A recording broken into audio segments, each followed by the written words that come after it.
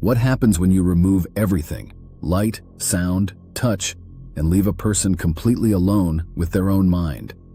In the 1950s, scientists found out, and the answer broke people. In 1951, a psychologist named Donald Hebb at McGill University in Montreal asked a question no one had tested before. If you cut off all sensory input to the brain, everything it uses to understand reality, what happens to the person inside? The Canadian government wanted to know too. The Cold War was at its peak. There were rumors the Soviets were brainwashing prisoners of war in Korea, turning soldiers against their own countries using isolation techniques. Canada's Defense Research Board gave Hebb $10,000 to find out how. Hebb recruited male graduate students. He offered them $20 a day, excellent money at the time, to simply lie on a bed in a small, sealed chamber. Easy money. That's what they all thought. But there was a catch. They wore frosted goggles that blocked all vision. Foam pillows covered their ears. An air conditioner pumped constant white noise into the room, drowning out every external sound. Cardboard tubes were placed over their arms, and thick gloves covered their hands, eliminating the sense of touch. No sight, no sound, no feeling. Just the mind talking to itself. Hebb planned to observe them for 6 weeks. Most couldn't last more than 2 or 3 days. Within hours, the students became restless. They couldn't concentrate. They tried to think about their studies, plan essays, organize lectures, but their thoughts dissolved. Simple tasks became impossible. Their minds started to drift in ways they couldn't control. Then came the hallucinations. One man saw dogs everywhere. Hundreds of dogs marching across his vision, and he couldn't make them stop. Another saw nothing but eyeglasses, floating, rotating, multiplying in the darkness behind his goggles. It wasn't just visual. One man heard a music box playing the same melody on a loop, a music box that didn't exist.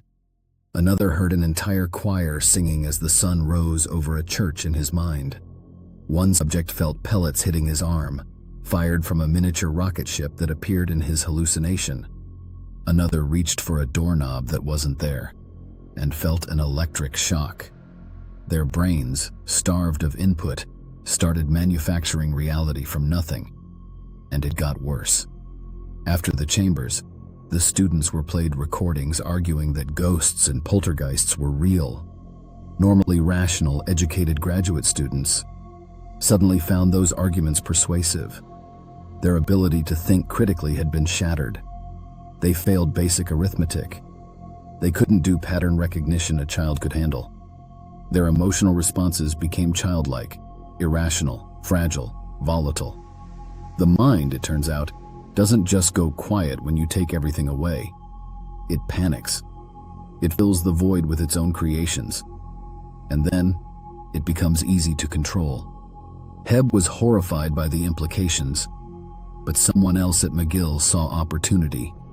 Dr. Ewan Cameron, head of McGill's psychiatry department, took Hebb's findings and turned them into something far darker. Under a secret CIA program called MK-Ultra, Cameron used prolonged sensory deprivation on his own psychiatric patients. People who had come to him for help with depression or anxiety were locked in isolation for weeks. He combined it with drugs, electroshock therapy, and something he called psychic driving, looping recorded messages into their ears for days to try to erase and rewrite their personalities. His patients didn't volunteer. They couldn't leave.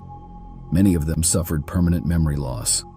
Some forgot who they were entirely. Some never recovered. Hebb called Cameron's work not only stupid, but rather wicked. But it was Hebb's own research that opened the door. And the researcher who carried this work furthest, a professor named John Zubek at the University of Manitoba, who spent 2 decades refining sensory deprivation studies, was found floating in Winnipeg's Red River in 1974. He was 49.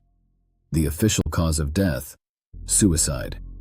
The man who spent his career studying what happens when the mind is left alone in the dark, chose not to live with what he'd learned. It took just 48 hours for the mind to start inventing a reality that wasn't there.